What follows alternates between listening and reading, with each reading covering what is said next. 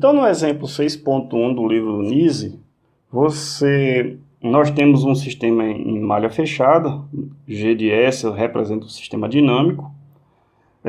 Vamos analisar a estabilidade desse sistema, utilizando o critério de Rouff-Hurwitz. Vamos verificar se o sistema é estável ou não. Então, dessa forma, eu vou analisar, se faz sentido analisar o sistema em malha fechada. Então, eu tenho CS R de S, a saída pela entrada, a gente já viu isso. Eu teria GS, 1 mais GS, essa é a função de transferência em malha fechada para esse tipo de configuração aqui em diagrama de blocos. Então, fazendo aqui a substituição, nós teremos no final, eu sugiro que vocês façam isso com calma. Então, isso aqui vai dar S ao quadrado, S ao cubo, 10S ao quadrado no denominador, mais 31S, mais 10, 30, 1030. O denominador, que é o que a gente vai analisar, a equação característica do sistema, é S ao quadrado, 10S, S ao cubo, 10S ao quadrado, mais 31S, mais 1030. Então, a partir daí, eu tenho os elementos A3 igual a 1, A2 igual a 10, A1 igual a 31 e A0 igual a 1030. Vamos montar o critério. S ao cubo, S ao quadrado, S elevado à primeira, S elevado a zero. Vamos montar um par de linhas. Então, 1, 10, 31, 1030. Aqui eu vou colocar apenas uma observação, até em vermelho, que a gente vai precisar ilustrar. Aqui está um zero, posso complementar isso, mas eu vou explicar o porquê já já.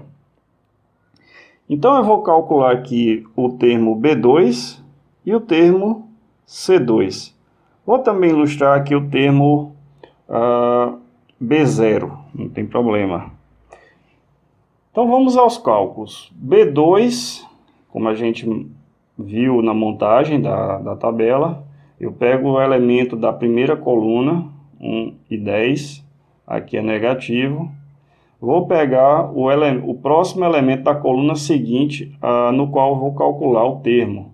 Então, 31, 10, 30, vou calcular o determinante, e vou dividi-lo pelo número anterior ao B2 em questão. Então, nesse caso aqui, 10. Então, B2, isso aqui vai dar menos 72. B0.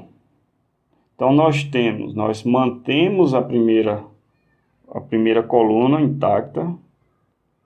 Agora, pegamos, para calcular B0, eu vou pegar essa coluna aqui de zeros. 0 e 0. Mantemos o cálculo, então permanece o 10. Só que aqui vai dar 0, como já era de se esperar. Como eu tenho o cálculo aqui, não tenho elementos que continuem a formação desse polinômio, esse termo B0 vai ser igual a 0. No caso de C2, agora eu vou trabalhar não mais essa coluna aqui, como se essa linha aqui não existe mais o trabalho, e a gente vai focar para o cálculo de C2 esse par de linhas.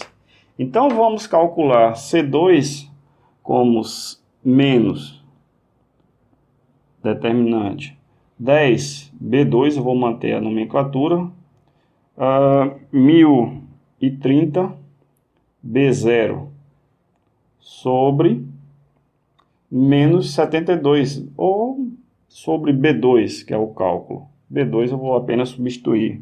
Fazendo os devidos cálculos, isso aqui dá 10,30, ou 1030. Se vocês observarem, existe aqui de 1 para 10 não houve mudança de sinal. De 10 para B2 houve uma mudança de sinal. Passou de 10 para menos 72. Analisando B2 para C2, houve uma mudança de sinal, de menos para mais. Então, a gente analisa sempre a primeira coluna resultante do critério de Rouff-Hurwitz. Então, a gente tem como conclusão que o sistema é instável, pois apresenta duas mudanças de sinais, e esses polos estão no semiplano direito, aonde não temos como informar.